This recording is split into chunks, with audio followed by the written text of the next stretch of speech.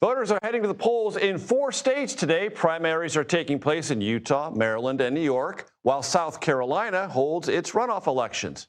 We've got team coverage. Shanelle Kaul has the latest out of New York. Skyler Henry following South Carolina races from Atlanta. Let's begin with Shanelle. Shanelle, what do you got?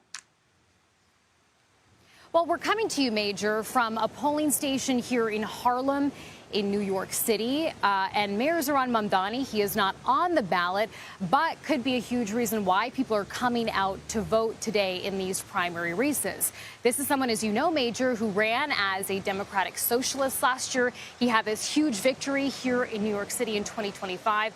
And now he's chosen to endorse candidates in 3 districts, 7, 10, and 13. Now, the interesting thing here is whether or not his endorsement will actually matter when it comes to getting people out to vote.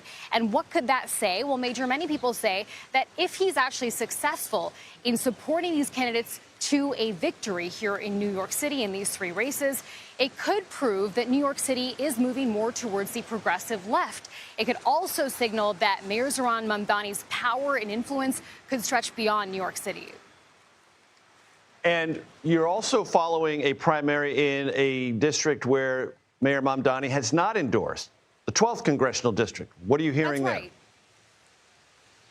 Yeah, this is an interesting race, Major, and that's because this seat is open for the first time in almost 3 decades because Jerry Nadler is retiring. It's a pretty crowded race already, and it's going to be a tight one. The front runners here include someone named Micah Lasher. This is someone who's already been endorsed by both Nadler and New York Governor Kathy Hochul. He's going to be up against Alex Borres. Really interesting guy, not a career politician, someone who worked in data analytics and really made AI reform the centerpiece of his campaign. There are people who agree that that should happen, and then, of course, those who disagree. A lot of people throwing money behind both of those perspectives. You have these political groups that are backed by some of the biggest AI tech companies in America right now that have fueled these million-dollar ad campaigns, sometimes was seen during the Knicks game as well. And this has now become, this race in particular, one of the most expensive House primary races in American history. We talked to some voters. Here's some sound from one of them in District 12. This particular neighborhood in this district has a very high voter turnout, a lot of interest in politics. I think we have 2 really good candidates in Lasher and Borres. Obviously, I think Lasher is better. He has more experience and more policy knowledge. And, Major, you also have some big star power that's part of this race. Jack Schlossberg, who is the grandson of JFK, also throwing his hat in the ring here in District 12. This is someone who has a huge social media online presence, so we'll just have to wait and see how this plays out. Shanelle Kaul coming to us from Harlem. Thank you very, very much. I want to turn now to Skyler Henry. Skyler, walk us through South Carolina and a last-minute redo of an endorsement that President Trump had already made to try to cover his bets.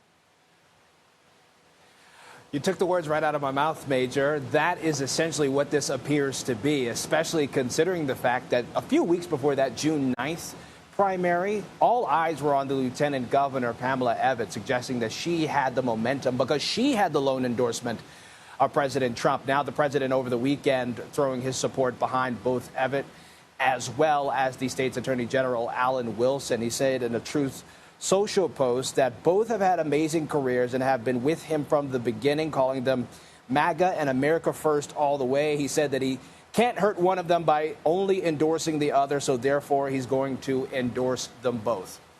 Interesting.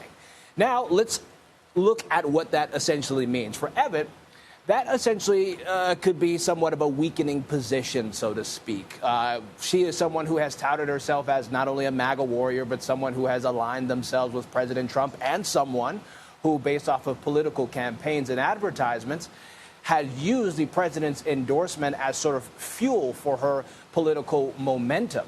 Wilson, on the other hand, over the course of the last several weeks, has been building this coalition of support, many of whom from some of the most prominent Republicans in the Palmetto State altogether, including some of the gubernatorial hopefuls that he beat out against just a few weeks ago. That includes Congresswoman Nancy Mace, Congressman Ralph Norman. We should point out Senator Tim Scott also came out relatively recently to throw his support behind Alan Wilson as well. So there's this coalition, this groundswell, if you will, that has been building up over the course of the last several days and weeks, to be topped off, of course, by President Trump. We'll see if Wilson has the momentum needed in order to earn that nomination, then, of course, go up against Jermaine Johnson, the Democratic nominee, in November.